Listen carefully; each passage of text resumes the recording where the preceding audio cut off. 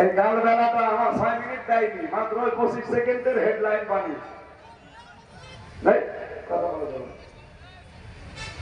এমন হেডলাইন বানিয়ে দিয়েছে, ও ছাতা প্রথমে পড়ে আমারই কেমন লাগছে। মানুষ তো রাগ করবে, রাগ করার আগে দেখা লাগবে না যে লোকটা কি আসলে 25 সেকেন্ড কথা বললো নাকি আরো এর আগে পরে কিছু আছে। আগে পরে যদি শুনে কথা বলতেন তাহলে আমার আপনি কাফের বলতেন না। এমনকি আমারে অনেকে বলছো জাহান্নামের কীট, আমি নাকি গাঁজা খাই, সারা জীবন গাঁজার বিরুদ্ধে বলি, আর আমার এই গাঁজাখোর বানিয়ে দিল। বলেন তো, যে যেই কাজ করে না, কেউ যদি তার উপরে এই দোষ চাপিয়ে দেয় তাহলে এটা গীবত না, এটা তহমত। এই কথা বলেন না কেন?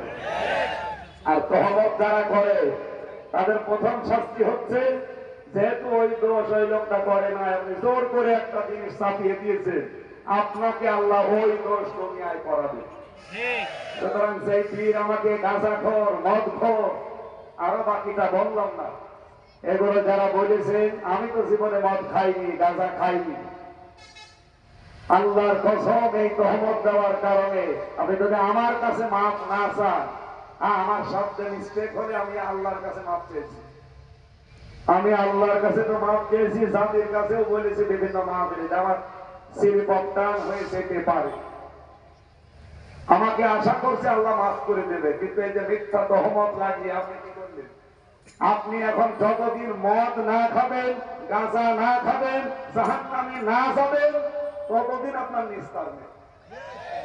কারণ যার কাছে যে অপরাধ করে, অপরাধ তার কাছে মাপ চাওয়া লাগে। এই কথা বলেন না কেন? আমাকে যারা জঙ্গি মামলা দিয়ে 3 বছর জেল খাটিয়েছে, এখন তারা জঙ্গি হিসাবে পালিয়ে বেড়াচ্ছে।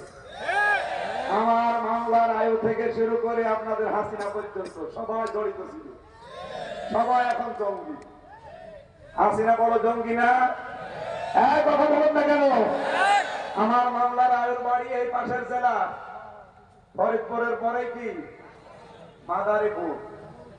এই মাদারীপুর ট্যাগের হাটে বাড়ি মিজানুর রহমান, এই লোকটাই মামলা সাজিয়েছিল আমি নাকি আনসারুল্লাহ বাংলাদেশের প্রধান। এই মিথ্যা তহমত দিয়ে মিথ্যা মামলা সাজিয়ে 400 পৃষ্ঠা আমার নামে দিতেছে, 400 পৃষ্ঠা, সেগুলো সব আদালতে জমা দিয়েছে। পুরাটা আমাকে পড়িয়েছে আদালত, এই যে আপনি এই করেছেন, মানে একটা লাইনের সাথে আমার কোনো সম্পর্ক নেই, সর্বরা বানিয়েছে। যে মামলার কারণে 3 বছর জেল থাকলাম, কোরআন শরীফ এই জেলের ভেতরে আছে। আল্লাহর কসম, জীবনে আজ পর্যন্ত আমি জানি না যে আনসারুল্লাহ বাংলা টিমের কি কাজ আর ওরা কি করে। অথচ এই মিথ্যা তহমত যারা দিয়েছে, তারা আজ দেখেন এই জঙ্গির মামলা নিয়ে তারা এখন পালাচ্ছে। এই মিজানুর রহমান থেকে শুরু করে যতগুলো মানুষ রিমান্ডে আমার কষ্ট দিয়েছে, সবগুলো এখন পালিয়ে পালিয়ে, ধরতে পারলেই তাদের নামে এই জঙ্গি মামলা তাদের ছেলে ছেলে যাবে। তার চাকরি তো হারিয়েছে, আর বেশিরভাগ আল্লাহর বাড়ি এই পাশের জেলা গোপালগঞ্জ। এর ভেতরে মনিরুল ইসলাম, আসাদুজ্জামান, শেখ ইমরান হোসেনের বাড়ি আমার খুলনা, আতিকুর রহমান এটা চট্টগ্রামে, জাহিদ হাসান এটা গাজীপুরে, আব্দুল মান্নান এটা ডিসি ছিল আমার রিমান্ডে। এই যে যার নাম বললাম, কি সুন্দর সুন্দর নাম না? এটা বলতে পারো, অথচ দেখেছি এরা আল্লাহর ভুল ধরতো আমার রিমান্ডে নিয়ে। মাটির নিচে ঘর ছিল, আমার নিয়ে যেত, আমার হাত মুখ চোখ বেঁধে ওরা আল্লাহরও ভুল ধরতো, আমার তো গালি দিত, আল্লাহরও ভুল ধরত।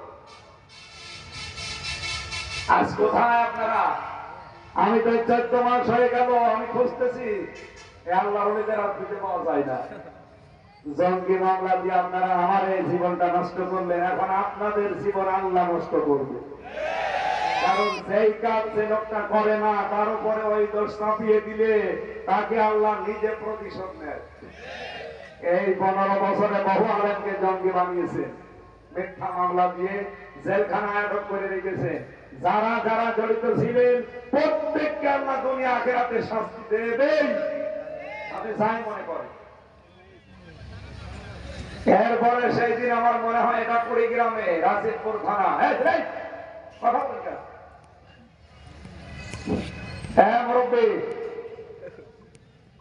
এখন ছবি তোলা আগে হয়ে গেল, পরে ছবি তুলে